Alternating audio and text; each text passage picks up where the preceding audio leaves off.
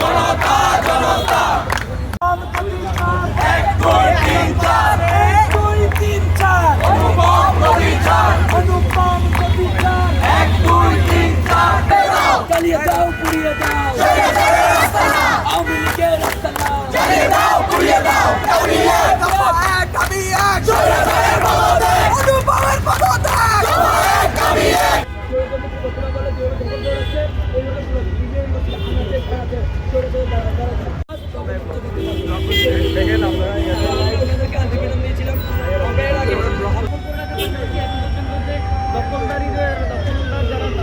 দেশ স্বাধীন হওয়ার পর এখনো আমরা স্বাধীন হইনি বললেই চলে, কারণ একটা ভার্সিটির মধ্যে আওয়ামী লীগের দোষর থাকতে পারবে না।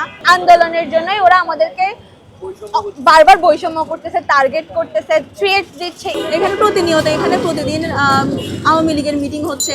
আমাদের 9টা দাবি দেওয়া হয়েছিল 3 মাস আগে, যেখানে একটা ওরা পূরণ করে নাই, যেগুলো খুবই বেসিক নিড ছিল। ক্লাসরুমের অভাব, আমাদের ল্যাবে থিওরি ক্লাস করা লাগে, তো আমরা যে এত টাকা দিচ্ছি এগুলোর কি প্রপার ইউজ হচ্ছে? আমাদের ইউনিভার্সিটি এখনো পর্যন্ত আওয়ামী লীগের আস্তানা হিসাবে কাজ করে যাচ্ছে। আমাদের ইউনিভার্সিটিতে এখন পর্যন্ত আওয়ামী লীগের সভা সমাবেশ এবং মিছিল মিটিং হয়ে যাচ্ছে এই বিসির ইন্ধনে।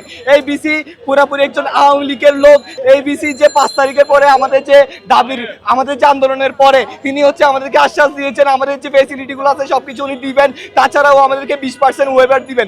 তা আমরা গত 3 মাস হয়ে গেছে এখন পর্যন্ত কোনো ধরনের ফেসিলিটি কিংবা 20% ওয়েভার কোনোটাই পাই নাই। এমনকি 20% ওয়েভার দিবে দূরের কথা, আমাদের ঠিক মতো ক্লাসরুমের ফেসিলিটি পর্যন্ত নাই। তাছাড়াও ওয়াশরুমে সামান্য হ্যান্ড ওয়াশ দেওয়ার যোগ্যতা রাখে না সেই ইউনিভার্সিটি। তাহলে আমরা এত টাকা কেন পেমেন্ট করতেছি? প্রিমিয়ার বিশ্ববিদ্যালয়ের সাধারণ শিক্ষার্থীরা কখনোই শিক্ষক অবমাননা চায় নাই এবং সবসময় শিক্ষকদের সর্বোচ্চ সম্মান দেওয়ার আমরা চেষ্টা করেছি।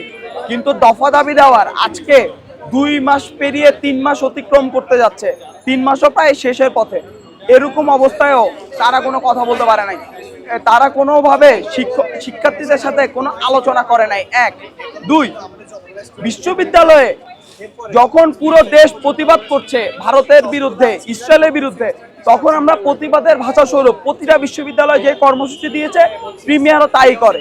কিন্তু তখন তারা পুলিশ, র্যাব, বিজিবি, সেনাবাহিনী দিয়ে আমাদেরকে পতাকা তুলতে বাধ্যই করে।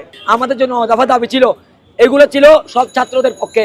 আমরা শিক্ষকদের সম্মানার্থে, শিক্ষকদের সম্মানার্থে কোনো ধরনের বিশৃঙ্খলা বা কোনো ধরনের পদত্যাগদানিত আমরা কি দফা দিই নাই। আমাদের যে বাকি দফা বা দাবিগুলা এগুলো একটাও পূরণ করে নাই এবং আন্দোলনরত শিক্ষার্থীদের বিভিন্নভাবে হেনস্থা করতেছে।